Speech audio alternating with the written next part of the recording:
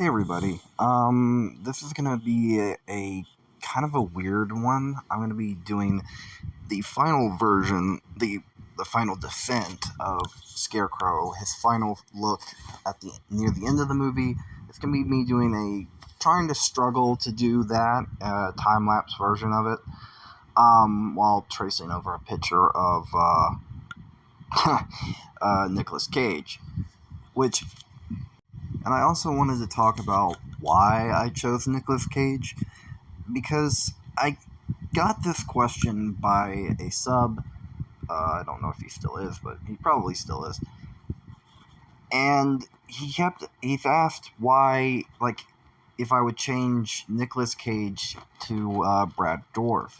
Well, going off the canon version of, let's see, the fanscriptions version of Batman, they already used him. And personally, I did not want to mess with the canon.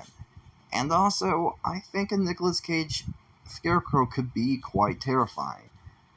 Personally, I wanted to talk about why I like Nicolas Cage as Scarecrow, why I think he could have been awesome and could really play on a very scary factor, and also what are my influences with his final form and his final design.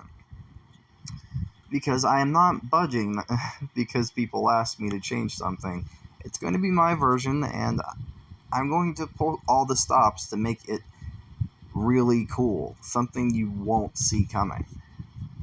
To be honest, I wanted to talk about why I think Nicolas Cage could make a great Scarecrow and why I chose him more specifically. Not just his physique as an actor, but also it's because he had something that worked. I was rewatching a lot of the old Scarecrow episodes of Batman the Animated Series, and the voice that Jonathan Crane originally had this very Shakespearean, very educated, very Spock-like voice. Like if you know Star Trek, you know what I'm talking about.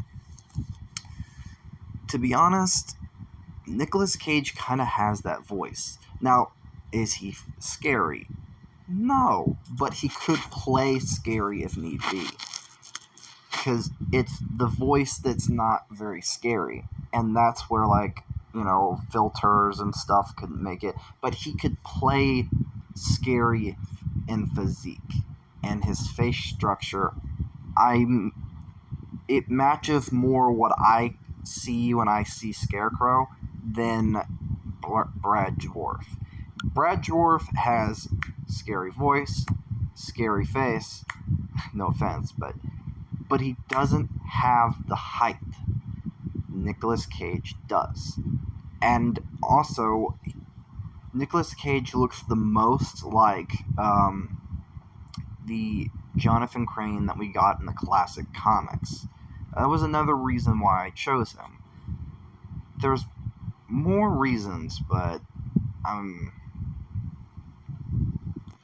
my take on Scarecrow, if it was Nicolas Cage, has more promise than anyone has ever think to consider, because Nicolas Cage has something that I think Brad Dwarf doesn't. Simply in my head, I could see Nicolas Cage playing Scarecrow in this very unique way, and going off of the unused Batman Unchained script, I'm going to be taking a lot of liberties and also, screwing around with the way he looks. Plus, Nicolas Cage has this very distinct, almost skull-like face. More than, most actors.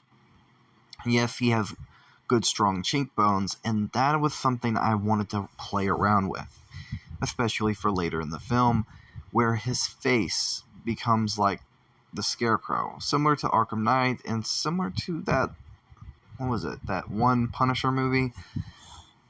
I think Nicolas Cage could play Scarecrow scarier than most people are willing to admit, if giving the right performance and giving the right type of atmosphere, because his physique is what could make Scarecrow scary. Not his face, not his voice, his physique.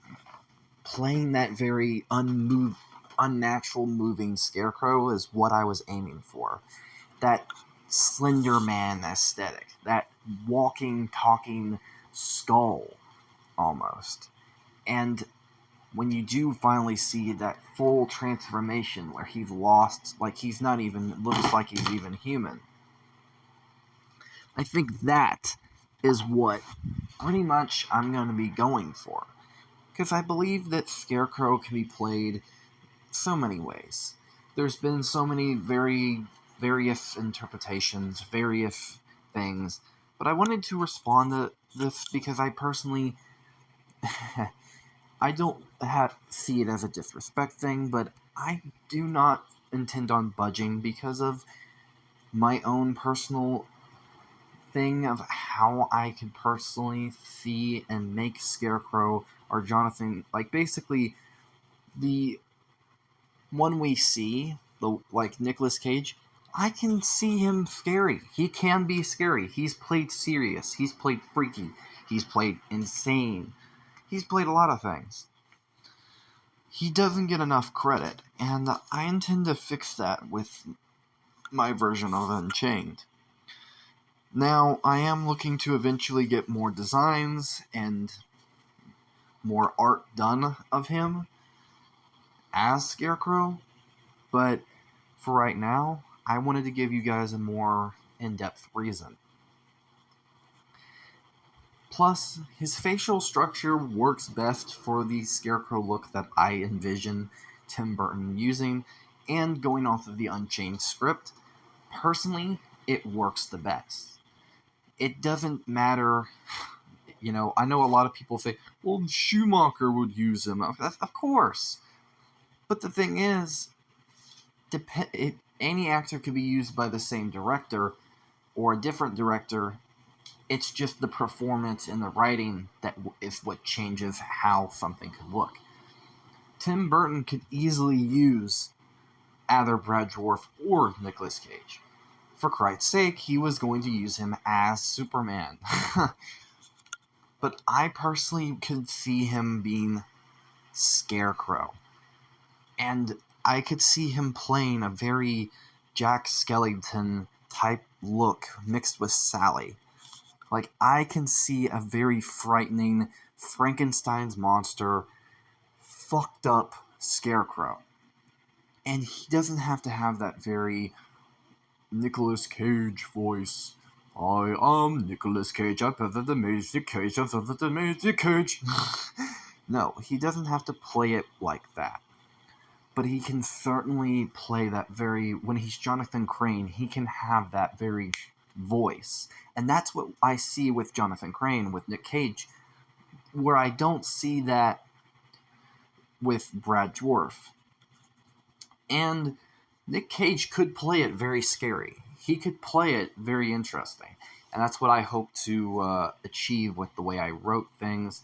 And you can kind of see me tapping into that just a smidge in part 1. Which part 2 will be coming out, but it's taking a lot longer to write and edit and get the photos together. But I wanted to show you just a little bit of my process and why I think Nick Cage is the perfect Tim Burton Scarecrow. Well, I am a little bit sorry if this video is very scattered, but I just wanted to give off some reasons with a mix of a time lapse. But till next time, guys, peace out and bye-bye.